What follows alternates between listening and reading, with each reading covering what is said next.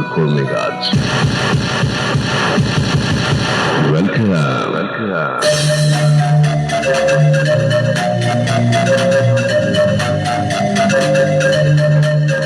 Now you are listening Walpalko Sathi Radio Indreni FM 92.4 megahertz.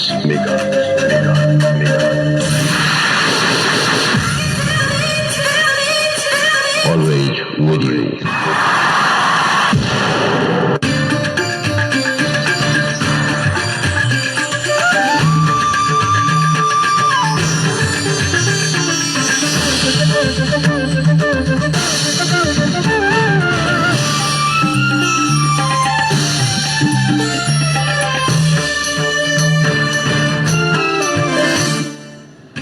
Dang तुलसीपुरका 19वटै ओडामा रहेका corona संक्रमितको अब प्रत्यक्ष निगरानी गरिने, समयमै विद्युतीय पोल नहटाइदा तुलसीपुर घोराई 4 लेन सडकको काममै अवरोध।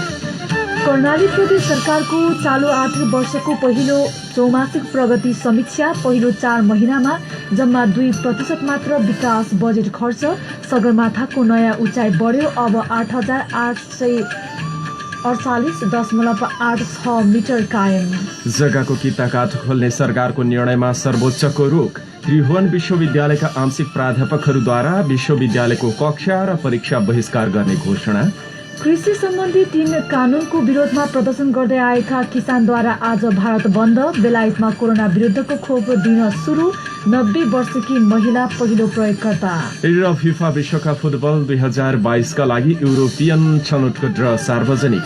घरेलु टोली दक्षिण अफ्रिका र इङ्ल्याण्ड बीचको 1 दिवसीय क्रिकेट सिरिज रद्द। नमस्कार, इन्द्रेणी समाचारमा सहकर्मी कल्पनासँगै म छविको तपाईलाई हार्दिक स्वागत छ। इन्द्रेणी समाचार इन्द्रेणी एफएम को स्टुडियो 92.4 मेगाहर्जबाट अहिले प्रसारण भइरहेको छ। तपाई हामीलाई इन्द्रेणी एफएम 92.4 मेगाहर्ज, इन्टरनेटमा indrenifm.com.mp र मोबाइल एप्लिकेसनबाट संसारभर के साथ सुनिराख्नु भएको छ। यस्तै सामाजिक सञ्जालबाट पनि एकैसाथ हामीलाई सुन्न सक्नुहुन्छ।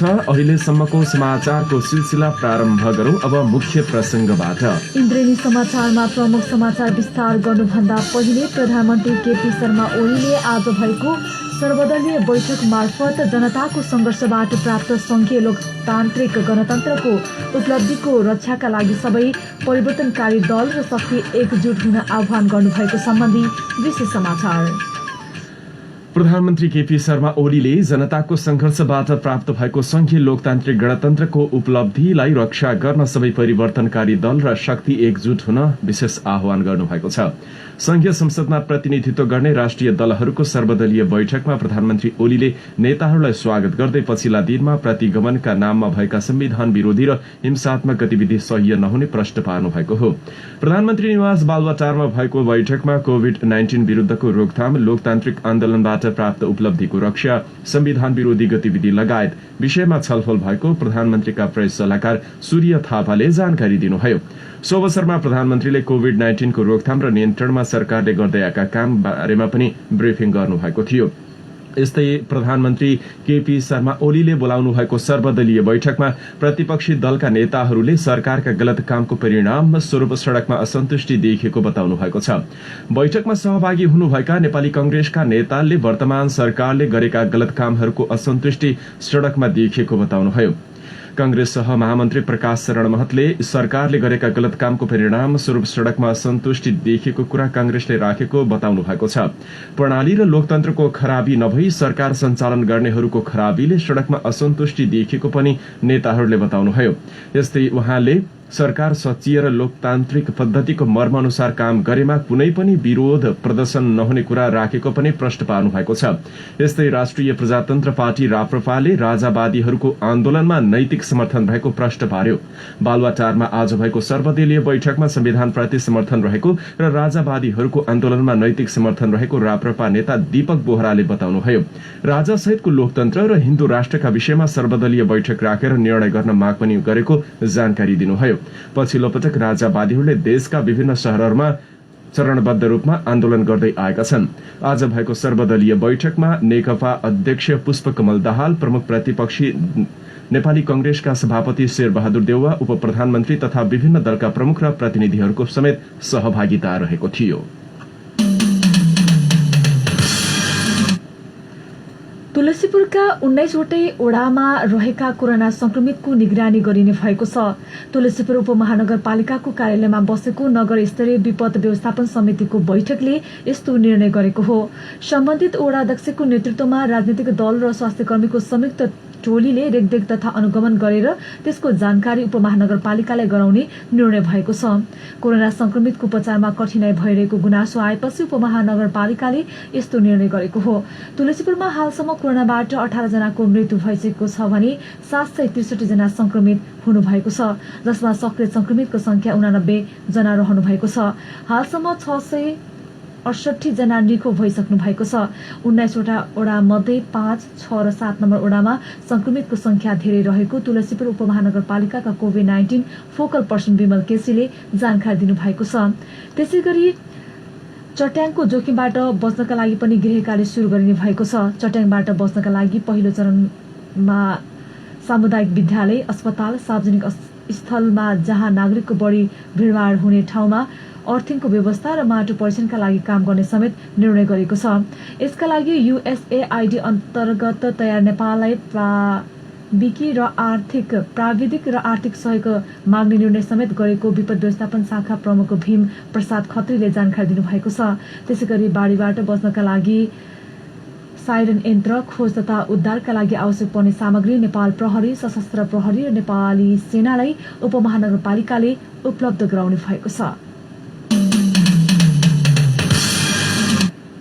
तुलसीपुर घोराही 4 लेन सड़क विस्तारको काम भइरहँदा पनि भने जति प्रगति हुन सकिरहेको छैन, जसको मुख्य अवरोधकका रूपमा विद्युतका पोलहरू रहेका छन्। सड़क सुधार विकास आयोजनाको ढिला सुस्तीले पनि सड़कमा पर्ने रुख, विद्युतीय पोलहरू समयमै नहटाइदिँदा 4 लेन सड़कको कामले गति लिन नसकेको देखिएको छ। 4 लेन सड़कको निर्माण कार्य सम्पन्न गर्नुपर्ने 30 महिनाको म्याद रहेको छ। सम्झौता भएको 22 महिनामा रुख हटाइए पनि 25 महिना लाग्दा समेत विद्युतीय पोल हटाउने अझै पनि सुरसार गरेको देखिएको छैन, जसका कारण सवारी चाप बढ्नुका साथै सड़क धुलाम्य हुने र सवारी दुर्घटना हुँदा मानवीय क्षति समेत हुन सक्ने सम्भावना बिस्तारै बढ्दै गएको छ। 4 लेन सड़क निर्माण कम्पनीले बारम्बारको ताकेता गरेपछि 2 वर्षपछि सड़कमा रहेका करिब 1200 रुखहरू हटाउन डिभिजन वन कार्यालयले अनुमति प्रदान गरेको थियो। पोल हटाउन सड़क सुधार विकास आयोजनाले घोराही विद्युत प्राधिकरणलाई 2076 पुस 9 गते र तुलसीपुर विद्युत प्राधिकरणलाई 2076 फागुन 8 गते नै पत्राचार गरे पनि आयोजनाका प्रमुख पारस हमालका अनुसार आयोजनाका कुराहरूमा सम्बन्धित प्राधिकरणले अहिलेसम्म नसुनवाई गरेको बताउनु भएको छ। स्टिमेट आयमा विद्युतको काम गर्ने मान्छेलाई भाडामा लिएर भए पनि तत्काल काम सुरु गर्नुपर्ने उहाँले बताउनुभयो। 4 लेन सड़क निर्माणका लागि इलेक्ट्रिक पोल 316, ट्रान्सफर्मर 16, टेलिफोनका पोल 65, स्पीड लाइट 26 वटा हटाउनु पर्ने आयोजनाले बताएको छ। यी विद्युतीय पोल नहट्दा सड़क विस्तारमा अवरोध हुँदै आएको छ। दाङका द्वन्द्व पीड़ित महिलाहरूको लागि व्यावसायिक तालिम सुरु गरिएको छ। द्वन्द्वको समयमा प्रभावित महिलाहरूका लागि जिल्लाका विभिन्न स्थानमा व्यावसायिक तालिमहरू आयोजना गरिएको हो। नेपाल महिला सामुदायिक सेवा केन्द्र र नागरिक आवास ललितपुरको सहकार्यमा जिल्लामा सञ्चालन भएको महिला शान्ति र सुरक्षा कार्यक्रम अन्तर्गत व्यावसायिक तालिमहरू सुरु गरिएको हो। तालिमको दङ्गीशरण गाउँपालिका वडा नम्बर 1 बाट सुरु गरेको छ। नेपाल महिला सामुदायिक सेवा केन्द्रका अध्यक्ष कल्पना न्यौपानेको अध्यक्षता एवं दङ्गीशरण गाउँपालिका वडा नम्बर 1 का अध्यक्ष श्री प्रसाद चौधरीको प्रमुख आतिथ्यतामा तालिमको आयोजना गरेको थियो। कार्यक्रममा वडा अध्यक्ष चौधरीले द्वन्द्व पीड़ित महिलाहरूलाई आत्मनिर्भर बनाउँदै सशक्तिकरणको मार्गमा लाग्न प्रेरित गर्ने बताउनु भएको छ। द्वन्द्व प्रभावित महिलाहरूको आर्थिक स्तरमा वृद्धि गर्दै आत्मनिर्भर बनाउने उद्देश्यका साथ महिलाहरूको लागि व्यावसायिक तालिमको सुरु गरेको नेपाल महिला सामुदायिक सेवा केन्द्रका सचिव एवं कार्यक्रमकी फोकल पर्सन शिवा योगीले जानकारी दिनुभएको छ। जिल्लाको दङ्गीशरण गाउँपालिका, तुलसीपुर उपमहानगरपालिका, घराई उपमहानगरपालिका र बङ्गलाचुले गाउँपालिकाका विभिन्न स्थानमा व्यावसायिक तालिमहरू सञ्चालन भइरहेको उहाँले बताउनु भएको छ। दङ्गीशरण गाउँपालिकाको वडा नम्बर 1, 2 र 6, तुलसीपुर उपमहानगरपालिकाको वडा नम्बर 5 र 13, घोराई उपमहानगरपालिकाको वडा नम्बर 3 र 17 र बङ्गलाचुली गाउँपालिकाको वडा नम्बर 1 मा तालिमहरू सञ्चालनमा रहेका छन्। रूपन्देही प्रहरीले कस्तुरीको बिनासहित 3 व्यक्तिलाई पक्राउ गरेको छ। हिजो साँझ रूपन्देहीको देवदह नगरपालिका 10 बलुईबाट एक थान कस्तुरीको बिनासहित 3 व्यक्तिलाई पक्राउ गरिएको जिल्ला प्रहरी कार्यालय रूपन्देहीका प्रवक्ता डीएसपी सत्यनारायण थापाले बताउनुभयो। सूचनाका आधारमा देवदह 10 स्थित स्थानीय टेक बहादुर विकको घरमा शंकास्पद रूपमा बसेका 3 जना व्यक्तिलाई पक्राउ गरिएको उहाँले बताउनुभयो। उक्त बिनाको तौलो 61.40 ग्राम रहेको छ। पक्राउ पर्नेमा अर्घाखाँची छत्रदेव 2 का सुकुरदिन मिया, बागलुङ नगरपालिका 6 का रमेश विक तथा रूपन्देहीको बुटुवल उपमहानगरपालिका 11 का दीपक विक रहेका छन्। पक्राउ परेका 3 जना सहित बरामद भएको बिना थप अनुसन्धानका लागि जिल्ला वन कार्यालय रूपन्देही पठाइएको छ। यसअघि रूपन्देही प्रहरीले आइतबार मात्र बुटुवल उपमहानगरपालिका 8 सुक्खानगर स्थित एक होटलबाट एक थान गैंडाको खाग समेत बरामद गरेको थियो। पक्राउ गर्ने क्रममा प्रहरीको पिस्तोल खोसेर तस्करले गोली चलाउँदा एक तस्कर गम्भीर घाइते भएका थिए भने अन्य भागेका छन्। ती व्यक्तिको खोजी कार्य भइरहेको पनि प्रहरीले जनाएको छ। यस्तै रूपन्देहीमा 28 वटा गोरु सहित 5 जनालाई प्रहरीले पक्राउ गरेको छ। पक्राउ पर्नेमा सुर्खेतको वीरेन्द्रनगर पालिका 2 कोलाघाट बस्ने ट्रक चालक वर्ष 32 का गणेश बहादुर सुनार, सोही ठाउँ बस्ने सहचालक वर्ष 17 का वीरेन्द्र सुनार, नोलपरासी सुनोल नगरपालिका 1 डाडाटोल बस्ने सहचालक वर्ष 17 का भीमबहादुर विक, कपिल वस्तु सुदोधन गाउँपालिका 2 बस्ने वर्ष 50 का इरावत मुसलमान र सोही ठाउँ बस्ने वर्ष 30 का मिठू मुसलमान रहेको प्रहरीले बताएको छ। उनीहरूलाई आज बिहान रूपन्देहीको लुम्बिनी सांस्कृतिक नगरपालिका 5 लोकडिया स्थित पश्चिमतर्फबाट अवैध रूपमा ल्याउँदै गरेको लु 1 ख 9895 नम्बरको ट्रकमा झण्डै 2 लाख बराबरको 28 वटा गोरु सहित पक्राउ गरेको लुम्बिनी प्रदेश प्रहरी कार्यालय दाङका प्रहरी वरिष्ठ उपरीक्षक एवं प्रवक्ता राजकुमार वैदवालले जानकारी दिनुभएको छ। मोरङको मेक्लाजुङमा शिक्षकको गोली हानी हत्या गरिएको छ। आज बिहान शिक्षक राजेन्द्र श्रेष्ठको हत्या भएको हो। जिल्ला प्रहरी कार्यालय मोरङका प्रहरी उपरीक्षक सन्तोष खड्काले दिनुभएको जानकारी अनुसार 54 वर्षका शिक्षकको हत्यामा नेत्र विक्रमचन्द विप्लव समूहका कार्यकर्ताको संलग्नता देखिएको दावी गर्नुभयो। श्रेष्ठको हत्या भएको जानकारी मृतकका भतिजा महेश श्रेष्ठले प्रहरीलाई जानकारी गराउनु भएको उहाँले बताउनुभयो। महेशको भनाइलाई उद्धृत गर्दै प्रहरी उपरीक्षक खड्काले आज बिहान करिब 7 बजे घरबाट केही टाढा रहेको जंगलमा श्रेष्ठको हत्या भएको छ। घटनाका विषयमा अनुसन्धान थालिएको पनि उहाँले जानकारी दिनुभयो। कर्णालीका मुख्यमन्त्री सहित मन्त्रीहरूले प्रदेश सरकारको चालू आर्थिक वर्षको पहिलो चौमासिक प्रगति समीक्षा गरेका छन्। समीक्षाका क्रममा चालू आर्थिक वर्षको चौमासिक खर्च निकै निराशजनक देखिएको छ। पहिलो 4 महिना बितिसक्दा समेत जम्मा 2% मात्र विकास बजेट खर्च भएको छ। विकासतर्फको बजेट खर्च देखेर निराश भएका मुख्यमन्त्री महेन्द्र बहादुर शाहीले फिल्डमै पुगेर बजेट कार्यान्वयनलाई तीव्रता दिन मन्त्री र सचिवलाई निर्देशन दिनुभएको छ। विगतका वर्षदेखि नै कमजोर रहेको बजेट कार्यान्वयनलाई तीव्रता दिन मुख्यमन्त्री शाहीले चालू आर्थिक वर्षको सुरुवातमै सबै मन्त्रीसँग कार्य सम्पादन सम्झौता गर्नुभएको छ। बजेट खर्च बढाउन मन्त्रीहरूले पनि सचिवहरूसँग कार्य सम्पादन सम्झौता गर्नुभएको छ। तर पनि पहिलो 4 महिनाको बजेट कार्यान्वयनको अवस्था सन्तोषजनक देखिँदैन। प्रदेश सरकारले चालू आर्थिक वर्षमा 33 अरब 74 करोड 13 लाख बजेट ल्याएको थियो, जसमध्ये पहिलो 4 महिनाको अवधिमा जम्मा 1 अरब 12 करोड 79 लाख 84 हजार 129 रुपियाँ खर्च गरेको प्रदेश लेखा नियन्त्रण कार्यालयले जनाएको छ। यो कुल बजेटको 3.96% मात्र हो। यस्तै कुल खर्च भएको बजेट मध्ये विकासतर्फको जम्मा 45 करोड 47 लाख 94 हजार रुपियाँ मात्र रहेको छ। चालू आर्थिक वर्षको पहिलो 4 महिनामा विकास बजेटको खर्च जम्मा 2.49% मात्र हुन आउँदछ। यही गतिमा खर्च भए बाँकी 8 महिनामा विकास बजेट कार्यान्वयन हुने सम्भावना न्यून देखिन्छ। यो अवधिमा प्रशासनिक बजेटतर्फ भने 6% खर्च भएको छ। आर्थिक मामिला तथा योजना मन्त्रालयका अनुसार प्रशासनिक खर्चतर्फ हालसम्म 67 करोड 51 लाख 89 हजार रुपियाँ खर्च भएको छ। विश्वको सर्वोच्च शिखर सगरमाथाको नयाँ उचाइ मापन भएको छ। नयाँ उचाइ अनुसार अब सगरमाथाको उचाइ 8,848.86 मिटर कायम भएको छ। आज नेपाल र चीन बीचको संयुक्त बैठकमा परराष्ट्र मन्त्री प्रदीप गेवाली र चीनिया विदेश मन्त्री वाङ यीको सहभागितामा दुई देशको संयुक्त भर्चुअल समारोह मार्फत सगरमाथाको नयाँ उचाइ सार्वजनिक भएको छ। नेपालले आफ्नै स्रोत साधन र जनशक्ति प्रयोग गरी पहिलो पटक मापन गरिएको सगरमाथाको नयाँ उचाइ आज सार्वजनिक भएको हो। 2 वर्ष अघिदेखिको सर्वेक्षणबाट प्राप्त विवरण चीनका समकक्षी प्राविधिक तथा निर्देशक समिति तहमा छलफल गरी सगरमाथाको उचाइ सार्वजनिक गरिएको छ। चीनका राष्ट्रपति सी जिनपिङ गएको वर्ष नेपाल भ्रमणमा आएको बेला सगरमाथाको उचाइ संयुक्त रूपमा घोषणा गर्ने सहमति भएको थियो। आधुनिक तथा परम्परागत दुवै विधि अवलम्बन गरी सगरमाथाको उचाइ मापन गरिएको छ। यसअघि भारतले सन् 1954 मा सगरमाथाको उचाइ मापन गरेको थियो। त्यति बेलाको मापनमा प्राप्त उचाइ 8,848 मिटरलाई नेपालले मान्यता दिएको छ।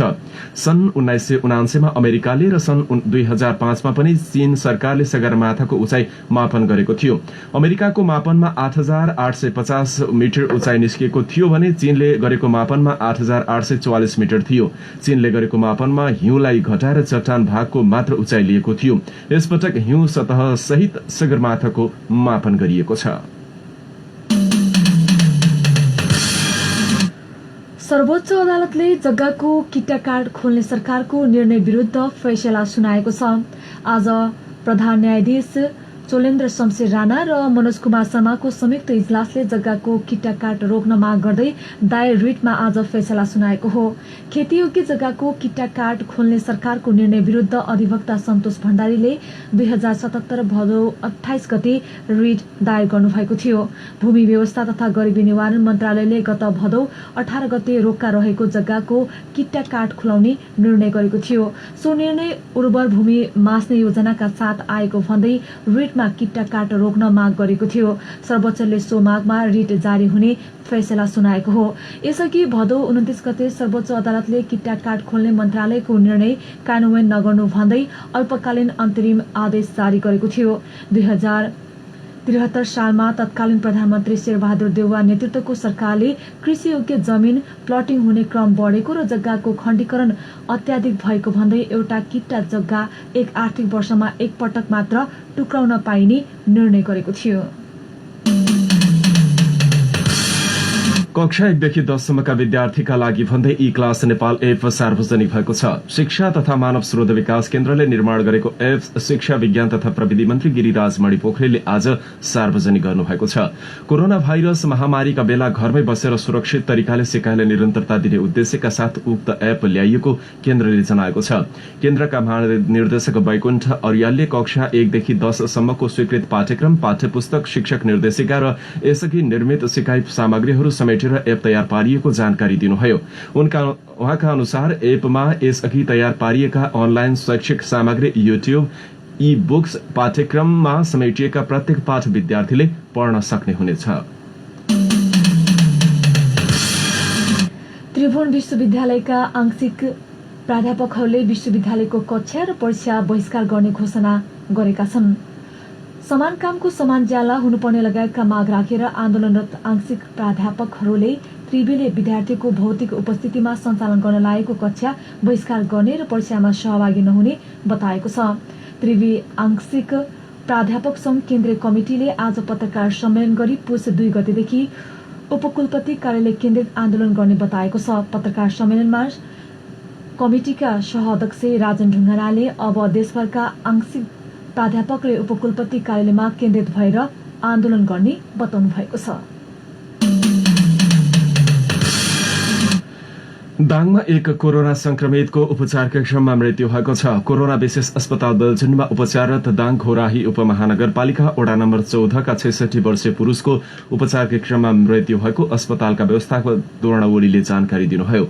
गएको मंसिर 16 गतेदेखि अस्पतालको आईसीयूमा उपचाररत उहाँको आज बिहान 1:30 बजे मृत्यु भएको हो। उहाँ निमोनिया रोगबाट समेत ग्रसित हुनुहुन्थ्यो। यो सँगै दाङमा कोरोनाबाट मृत्यु हुनेको संख्या 36 पुगेको छ।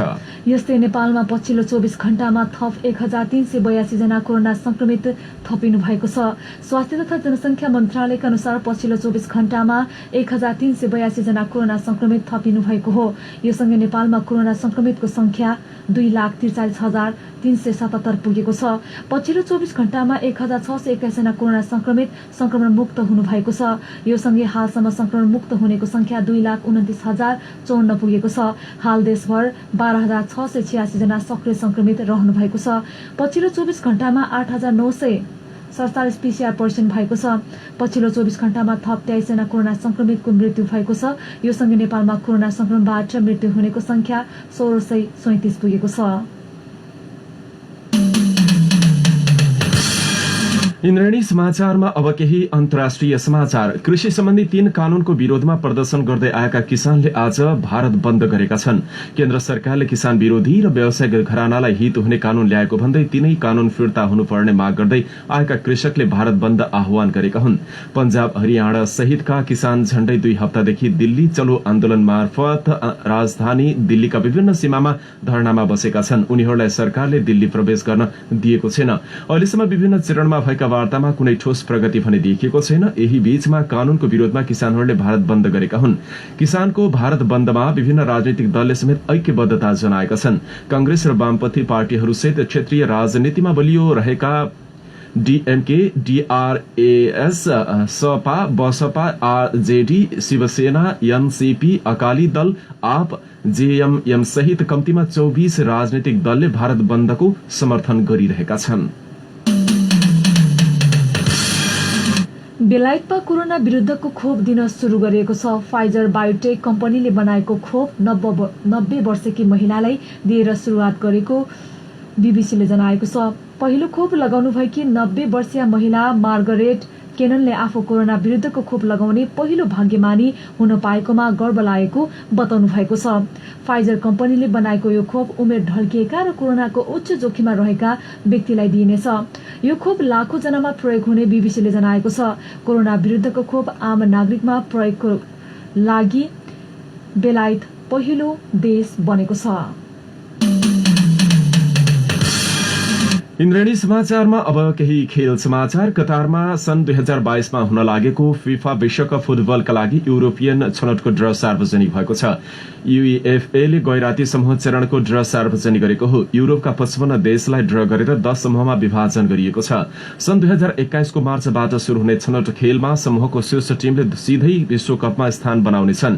समूहको दोस्रो स्थानमा रहने टिमले भने नेशन्स लीगका 2 टोली सम्मिलित अर्को छनौट खेल्ने भएका छन्। समूह ए मा Portugal, Serbia, Ireland, Luxembourg, Azerbaijan रहेका छन्। यसैगरी समूह बी मा स्पेन, स्वीडेन, ग्रीस, जर्जिया र कोसोभो परेका छन्। यसैगरी समूह सी मा इटली, स्विजरल्याण्ड, उत्तरी आयरल्याण्ड, बुल्गेरिया र लिथुआनिया। समूह डी मा France, Ukraine, Finland, Bosnia and Herzegovina, Kazakhstan. समूह ई मा बेल्जियम, वेल्स, चेक गणतन्त्र, बेलारुस र एस्टोनिया परेका छन्। यसैगरी समूह एफ मा Denmark, Austria, Scotland, Israel, Faroe Island र मोल्डोभा परेका छन् भने समूह जी मा Netherlands, Turkey, Norway, Montenegro, Latvia र ब्रिजाल्टार। समूह एच मा क्रोएसिया, स्लोभाकिया, रूस, स्लोभेनिया, साइप्रस र माल्टा रहेका छन् भने समूह आई मा England, Poland, Hungary, Albania, Andorra र सान मारिनो तथा समूह जे मा जर्मनी, रोमानिया, आइसल्याण्ड, उत्तरी म्यासेडोनिया र अर्मेनिया साथै लिक्वेस्टान रहेका छन्।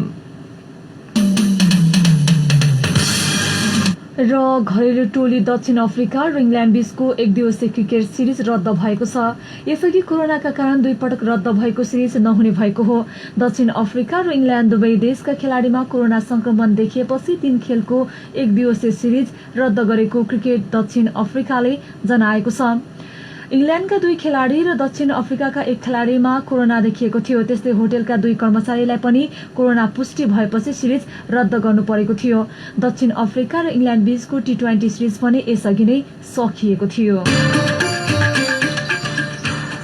यिनै देश विदेश खेल समाचारका साथ हामी इन्द्रेणी समाचारको अन्त्यमा छौं। जाँदै प्रमुख समाचार शीर्षक फेरि एकपटक। तुलसीपुरका 19वटै ओडामा रहेका कोरोना संक्रमितको निगरानी गरिने, समयमै विद्युतीय पुल नहटाउँदा तुलसीपुर घोराई 4 लेन सडकको काममा अवरोध। कर्णाली प्रदेश सरकारको चालू आर्थिक वर्षको पहिलो चौमासिक प्रगति समीक्षा। पहिलो 4 महिनामा जम्मा 2% मात्र विकास बजेट खर्च। सगरमाथाको उचाइ बढ्यो, अब 8,848.86 मिटर कायम। जग्गाको किट्टा कार्ड खोल्ने सरकारको निर्णयमा सर्वोच्चको रोक। त्रिभुवन विश्वविद्यालयका आंशिक प्राध्यापकहरूद्वारा विश्वविद्यालयको कक्षा र पैसा बहिष्कार गर्ने घोषणा। कृषि सम्बन्धी 3 कानूनको विरोधमा प्रदर्शन गर्दै आएका भारतका किसानद्वारा आज देश बन्द। बेलायतमा कोरोना विरुद्धको खोप दिन सुरु। 90 वर्षकी महिला पहिलो प्रयोगकर्ता। र फिफा विश्वकप फुटबल 2022 का लागि युरोपियन छनौटको ड्र सार्वजनिक। घरेलु टोली दक्षिण अफ्रिका र इङ्ल्यान्ड बीचको 1 दिवसीय क्रिकेट सिरिज रद्द। अवस्थ अहिलेलाई बेलुकी 5:30 को यो इन्द्रेणी समाचार सकियो। समाचार सुनेर साथ दिनुहुनेहरू सबै श्रोता अनि प्रविधि संयोजन गरी साथ दिने प्राविधिक साथी सीमा पाण्डेलाई धेरै धन्यवाद। बेलुकी 7:30 बजे अब तपाईँ अर्को इन्द्रेणी डायरी सुन्न सक्नुहुनेछ। अहिलेलाई समाचार कक्षका सबै सहकर्मीहरूसँगै साथी कल्पना अनि म छवि आज्ञा माग्छौं। नमस्कार।